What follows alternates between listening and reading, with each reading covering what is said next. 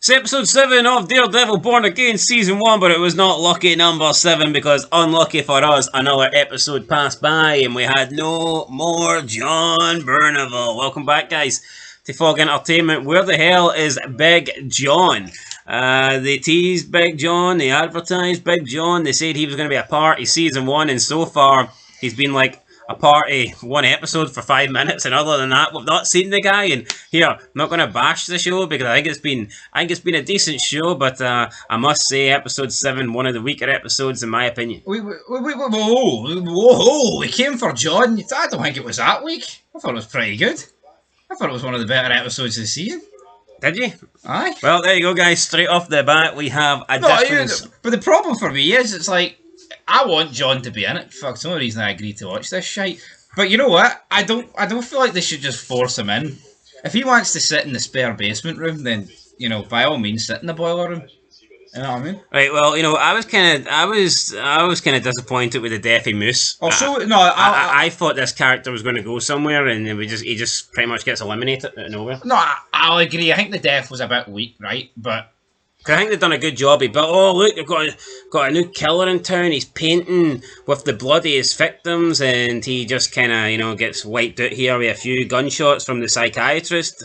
Just I think they could have done better with that. But so we start the episode. Got Daredevil talking to Angela.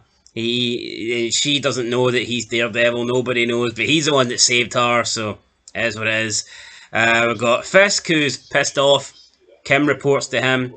She says that she believes Daredevil was down there, and he's angry because he thought that Daredevil was gone. He thought Daredevil wasn't coming back, and now he is back, and this seems to upset Fisk, who wants to pretty much rule Hell's Kitchen. He wants to rule Hell's Kitchen with an iron fist, but with this guy back, he cost him a lot of money a few years ago, and it's also hinted towards that they're going to get closer to the killer because there was some fine art down there that only 12 people have bought in the last 2 months, and they've interviewed 11 of them, apart from one guy by the name of Bastian. Yeah, it turns out Bastian was pretty good at Taekwondo. He was forced to do Taekwondo, and one of the best Taekwondo guys died, and they reckon Bastian killed him. So Bastian Cooper, he's a number 1 suspect for Muse.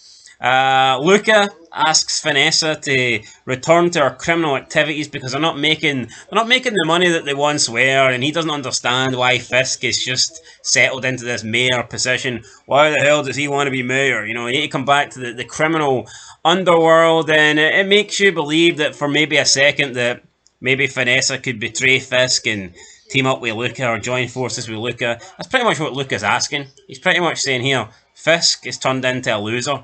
Fuck this mayor guy. Let's take him out and we can rule the roast and start making real money again. Yeah, it would have been a good move for Luca if she agreed to do it. But she did agree to do it, but obviously it was a false promise, false pretense, and Luca, we'll see what happens to him later on. Yeah, so we get a therapy session with Glenn and Bastian. I believe this is the same therapist that Fisk was using. Yes. She helps him embrace his true identity. She realises it's Muse, but it's kind of too late. They get into a brawl. He knocks her unconscious and then starts taking her blood. Big sliced in the arm. Oh, I didn't like it. Lovely to see. Lovely to see.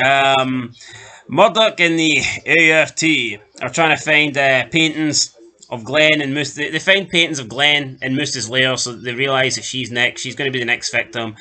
But Daredevil, he somehow beat them to it. I guess he was also... he was. We see him the picture and he was like, oh, I know who that is, because he can't see. Yeah, I recognise that forehead.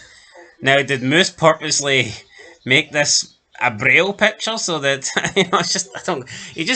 He spawned pretty much and knocked out one of the fucking AFT guys with a baton or something, and then stroked the forehead of Glenn on this picture, then that disappeared. I don't care how good an artist you can't put indents and and actual skull fragments and all to it on a bit of page, man. Come on. Yeah, I thought it was a bit unrealistic. Anyway, we've got Moose looking like he's going to paint one more picture, and Glenn's going to be dead. But then Daredevil flies through the window, and we get into a bit of a brawl here. We see Moose use his Taekwondo. He kind of holds his own, but then Daredevil, uses some sort of weird weapon. It just cuts him open. Yeah, it was like a wire. Yeah, razor wire. And then we got quite a lot of blood, but Moose fights back, and he reaches for a knife, but before he can do anything with it, Glenn's up and she shoots him, and that's it. Moose dies, she faints, and this character, who we thought was going to maybe be the big bad villain of the season,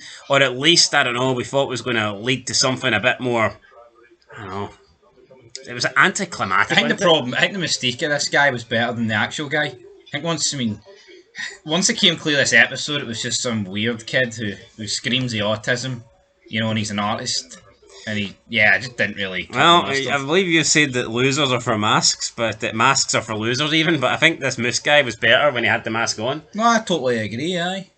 Right, so Murdoch then stabilises Glenn before the AFT arrive. Fisk then appears and they basically tell him, here, we didn't do shit, we arrived and she was already saved. Moose had already been eliminated. They think it was Daredevil. But Fisk is like, well, we ain't giving credit to that bastard. So he gives all the credit to his guys, saying that they swooped in, they rescued Glenn, they shot Moose, even though that's not what happened, and they take the credit because why wouldn't they? We then get Blake. He's sitting down on Fisk's chair. He threatens BB into basically giving any sort of good publicity to Daredevil. He tells her that, look, from now on, you're going to write what we want you to write.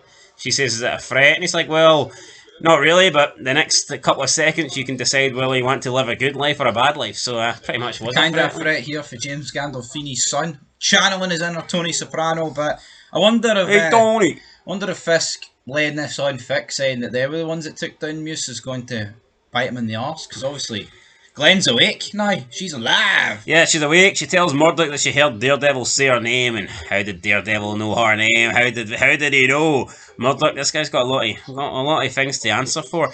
And then we see Vanessa text Luca that Fisk is on his own. She gives him the location, says go take him out. Luca pulls up, goes into the restaurant. Fisk is just eating. Looked pretty nice. Don't know what he was eating, but he's just sitting there without a care in the world. Luca just approaches him from behind, is about to lift his gun, and then bang bang, Cashman in the corner. I mean, this guy was sneaky, just like he was in the dark, wasn't he? Like hiding in the shadows. Yeah, in the shadows, and then he basically leaves Luca a shadow. Yeah, takes down Luca while Fisk continues to eat, and he's like, give my wife something to take away. That's kind of it. It's very risky though. What happens if Luca pulls the trigger for like 6 feet back the way? Fisk is dead. Now, did this Luca guy not owe somebody 2.8, or was that Victor? No, it was Luca that owed Fisk 2.8 because he just slapped $1 million on it.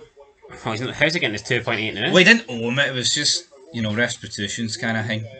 Tax. You disrespected me. Give me 2.8 million. Well, I don't think he's getting his 2.8 million now, is he? No, Victor's the one that needed the 1.8 million, but then Fisk is like, well, I don't think Victor's getting it either, is he? Yeah, the whole gimmick was you give 1.8 to Victor and you give 1 to me. Tax, but he's not getting it. It's a hefty tax. Dead guys can't pay. No, they cannot. Anyway, you thought this episode was good. I wasn't a massive fan of it, to be honest. I thought it was one of the weaker episodes so far. I'm going to give it a 5 out of 10. I'll give it a 7. I don't think it's the weakest episode so far. No, I don't know if it's the weakest, but I think it was one of the weakest. I'll give it a 7. Well, there you go. You're giving it a 7. I'm giving it a... What's your favourite episode so far? I like the bank robbery. I think the bank robbery one was pretty good. Even if it was standalone. Yeah, standalone there. Anyway, guys, that's it. 6 out of 10 for Daredevil episode 7. This one was called Art for Art's Sake. We've got 2 more episodes to go. 8 and 9. What we see the return of Big Johnny. Let's hope so. John Bernthal in there, and confirmed for season 2. Christian Ritter's going to be in it. So we're getting Jessica Jones there. We're getting a season 2. Yeah. Might get her for 1 episode though. Final thoughts. Claimed for 10. Apparently she's going to be a main character. The more the merrier. Bring them on. You know what I mean? Why not? Bring them on. Anyway, guys, that is it. Michael Gandolfini, does he live up to the James Gandolfini? Not really, no. No. Not a chip off the old block then? No, not really, folks. I mean, but you know what? He's kind of been dealt a shit hand, hasn't he? Yeah, I suppose when your father makes such a big impact like that, it's hard to live up to those expectations. Anyway, guys, that's it. Till next time. Peace.